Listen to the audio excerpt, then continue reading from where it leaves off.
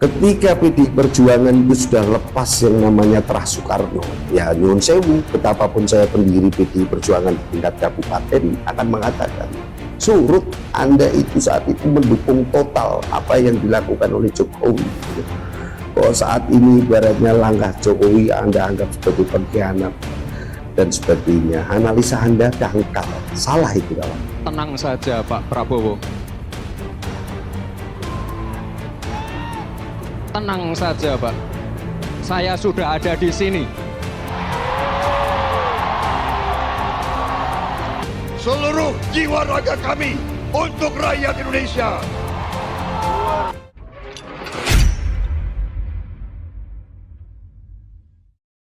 Assalamualaikum warahmatullahi wabarakatuh. Salam sejahtera bagi kita semua. Om Swastiastu, Namo Buddhaya, salam kebajikan. Selamat datang di podcast Presidium Rakyat Menggugat. Merdeka, Marhen menang. Bapak Ibu, saudara-saudara sebangsa dan setanah air, kali ini kita melanjutkan seri-seri diskusi melalui Presidium Rakyat Menggugat. Yang tema kemarin kita sudah membahas tentang upaya Terah Soekarno supaya memegang tampuk kepemimpinan nasional melalui konsep-konsepnya Bambang Pacul atau Bambang Wuryanto, dan sekaligus kami dari Presidium Rakyat Menggugat mengusulkan adanya pasangan Profesor Mahfud Puan ataupun Puan Profesor Mahfud. Kenapa kami tidak Ganjar? Nah, ini nanti akan kita lanjutkan di diskusi-diskusi podcast kali ini. Saudara-saudara dan kaum pemikir, pejuang-pejuang pemikir, kaum Marhen dan Marhenis yang ada di seluruh tanah air, dengan perhelatan tahun politik ini kita akan mencoba berdiskusi dengan dewasa, dengan arif, baik data, ya kan? Tidak meraba-raba, menduga-duga informasi hoax yang akan kita sampaikan kepada masyarakat. Namun kali ini podcast Presidium Rakyat Menggugat akan mencoba mengupas dua tema yang sedang hangat-hangatnya, yaitu manuver Mas Hasto ketika Gibran menjadi cawapresnya Prabowo Subianto yang sudah didaftarkan di KPU. Jadi Mas Hasto menyampaikan diiringi dengan Adian, diiringi dengan Mas Baskara, Ahmad Basara, maksud kami dari kalangan game ini biasa menyebut Baskara, dengan isu manuver 3 periode. Sebetulnya teman-teman yang ada di Senayan setahun yang lalu dengan adanya satu isu big data yang disampaikan oleh Menteri Investasi dan Maritim, ya kan, Pak Luhut Binsar Panjaitan, itu pada kondisi real teman-teman yang ada di Senayan, koalisi Jokowi saat itu tahu betul. Jadi kalau Mas Hasto menyampaikan bahwa itu adalah keinginan dari Pak Lurah, justru yang kami pertanyakan adalah ide-ide yang ada di Senayan, gitu loh. Jadi teman-teman harus bisa memberikan satu informasi yang tidak hanya dari satu sisi. Kali ini bisa benar bisa tidak apa yang disampaikan oleh Mas Hasto, karena ini adalah sebuah informasi politik. Namun ketika kita menggali dari teman-teman di Senayan setahun yang lalu, yaitu antara tahun 2021-2022,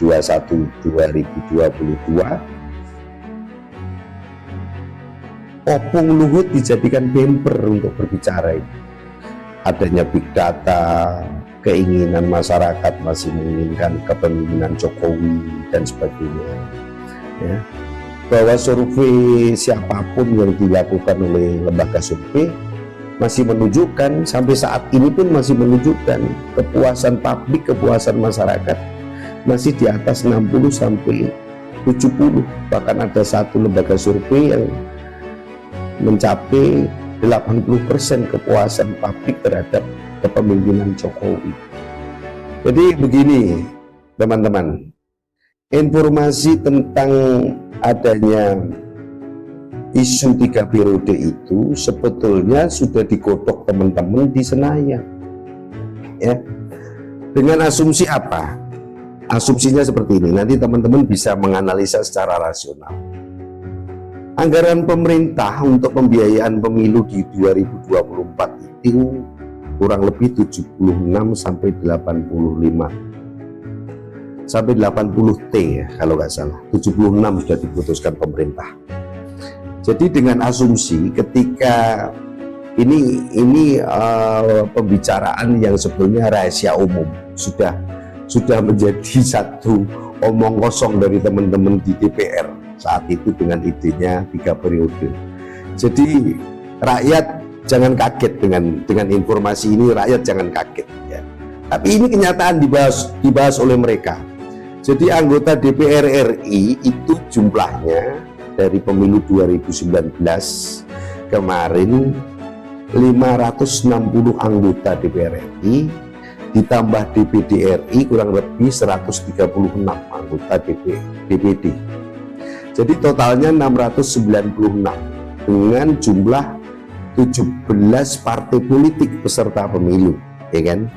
Anggap saja paling hitungan paling bodoh lah, satu anggota DPR RI itu mendapatkan semacam uang capek, uang lelah, rapat merubah undang-undang tentang jabatan presiden menjadi 3 periode, dan akhirnya misalnya ditembuk itu masih sulit dengan dikeluarkannya PP, itu tentunya dorongan dari teman-teman yang ada di Senayan.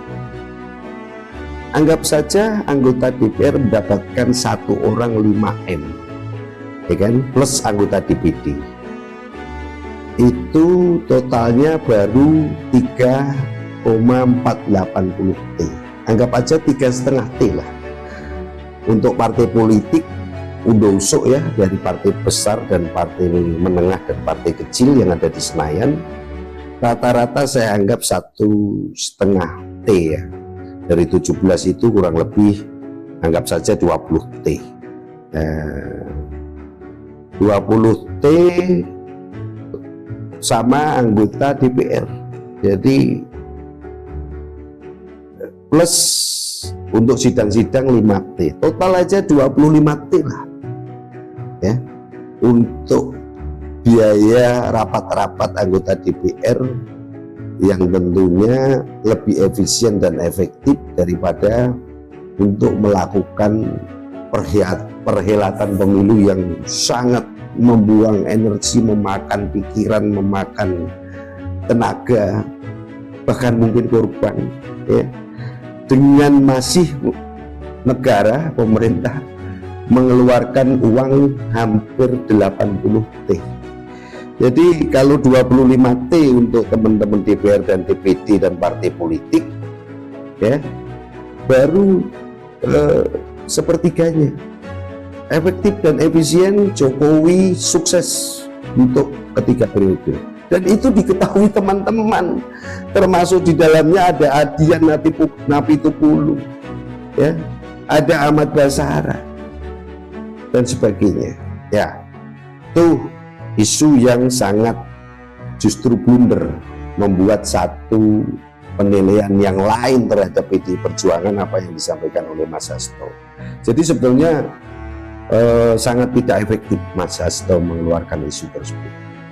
Ya, saya selaku kader PDI Perjuangan mohon untuk isu-isu seperti itu digoreng lagi, sudah tidak ada manfaatnya. Sekarang kami akan mencoba membahas isu yang dilempar oleh tim podcastnya Tempo.co ya, yaitu bocor halus yang moderatori oleh Husain Apri Omboran sama Francisca Kristi Rosana sama redaksi Stefanus Pramono. Saya sangat menarik bahwa dia berbicara tentang dalang dan wayang, bagaimana perjuangan Jokowi untuk memperjuangkan dan mendukung Gibran. Jadi dalam podcast tersebut di satu analisa disebutkan bahwa itu adalah sebetulnya keinginan Gibran pribadi dan Bu Iriana. Jadi itu kan satu analisa, belum tentu benar dan belum tentu salah. Namun menarik juga apa yang disampaikan oleh Hasan Nasbi ya. Hasan Nasbi, jalan mudah sudah tertutup rapat bagi Jokowi untuk mempersatukan PDI Perjuangan dengan Prabowo ya. Jadi ini lebih rasional. Jadi saya akan kupas dulu apa podcastnya Hasan Nasbi itu kelanjutan apa yang saya sampaikan ketika saya podcast pertama di Presidium Rakyat Menggugat, bahwa cikal bakal untuk mempersatukan Prabowo dengan PDI Perjuangan itu sudah diawali konsepnya Pacul tentang siapapun presidennya, wakilnya adalah Puan Maharani. Ini yang harus jadi satu pembahasan teman-teman, koreksi daripada teman-teman PDI Perjuangan ya, kritik otokritik. Konsepnya Pacul itu benar, dia mengedepankan satu pemahaman apapun partai ini menjadi besar ketika masih ada ikon yang namanya Trah Soekarno. Ketika PDI Perjuangan itu sudah lepas yang namanya Trah Soekarno, ya nyuwun sewu, betapapun saya pendiri PDI Perjuangan di tingkat kabupaten akan mengatakan surut. Bukan berarti hilang, tapi surut pasti. Selama masih ada keluarga Soekarno di dalam perjuangan partai itu, partai ini akan tetap solid. Namun apa upaya Mas Pacul, upaya Mbak Puan saat itu? Teman-teman bantai semua, karena yang ada di kepengurusan PDI Perjuangan itu kiri kanannya oligarki gitu. Ya, kiri kanannya orang yang tidak ideologis, nggak urusan. Karena apa? Karena dia menganggap siapapun sekarang yang bisa membeli suara rakyat itulah yang akan menjadi pemenang. Ya, karena anggapannya sudah punya frame seperti itu, akhirnya gagallah upaya perjuangannya Mas Pacul CS bersama tim Dewan Kolonel yang diprakarsai oleh Johan Budi dan Trimedia Panjaitan. Gagal sudah ya. Tapi yang saya sayangkan kepada teman-teman anggota DPR, selama ini pengorbanannya Mbak Puan, perjuangannya sama kalian semua itu ya, tentunya Anda harusnya memberikan satu jawaban atau dukungan kepada Mbak Puan. Perjuangkan, bikin tim gitu loh ya. Sekalipun walaupun tim itu mungkin kecil, belum didukung dan sebagainya oleh kelompok-kelompok masyarakat atau tim ses yang ada di lapangan, tapi sama sekali nggak ada upaya sama sekali. Itu yang menjadi koreksi saya terhadap teman-teman anggota DPR dan pengurus DPP PDI Perjuangan. Kalian digeser sedikit nomor urutnya aja, nangis-nangis itu, ngemis-ngemis itu sama Mbak Puan. Lewat berbagai macam cara bagaimana supaya bisa dapat nomor yang baik, dapil yang baik dan sebagainya. Ingat itu loh, ya kan? Udah kita cut dulu, kita koreksi di kedepannya apa ini langkah kita ya. Setelah saya membaca apa yang disampaikan Hasan Nasbi ini, saya langsung membuat satu kesimpulan. Masih ada satu kesempatan, ya kan? Ketika ini nanti Gibran melenggang menjadi cawapres dengan mulus tanpa hambatan adanya gugatan MK dan sebagainya, udah diprediksi pemilu dalam hitungan jam bisa Anda ketahui pemenangnya adalah Prabowo. Tapi ingat, ketika itu diumumkan oleh KPU menjelang pemilihan umum tanggal 14 Februari, perhitungannya adalah kurang lebih 1 minggu setelah itu, yang akan ditemui pertama kali oleh Prabowo adalah Ibu Megawati. Ya, itu ingat, ucapan saya ini ingat ini. Karena apa? Beliau adalah orang yang tahu diri. Ya, saat diminta untuk masuk kabinet di 2019, Prabowo ini orang yang sangat ngalah. Dari 2004, 2009 pertarungan dengan Bu Mega saat itu, ya, kalah. Namun beliau masih tetap menganggap adanya perjanjian batu tulis, namun juga tidak dipakai pada saat itu. Ibu masih mencalonkan lagi dengan Kiai Hasyim Muzadi, kalau kita ingat saat itu, ya kan? Dan akhirnya kalah di 2004, 2009 dipeganglah kepemimpinan Pak SBY. Akhirnya di 2014 ada kader yang elektabilitasnya di atas 60%, yaitu Jokowi, memegang tampuk. Coba kita bikin satu evaluasi, ya, dengan kepemimpinan Jokowi saat itu, rekam jejak digital para kader-kader PDI Perjuangan bisa dibuka. Jangan bikin malu. Anda itu saat itu mendukung total apa yang dilakukan oleh Jokowi, gitu.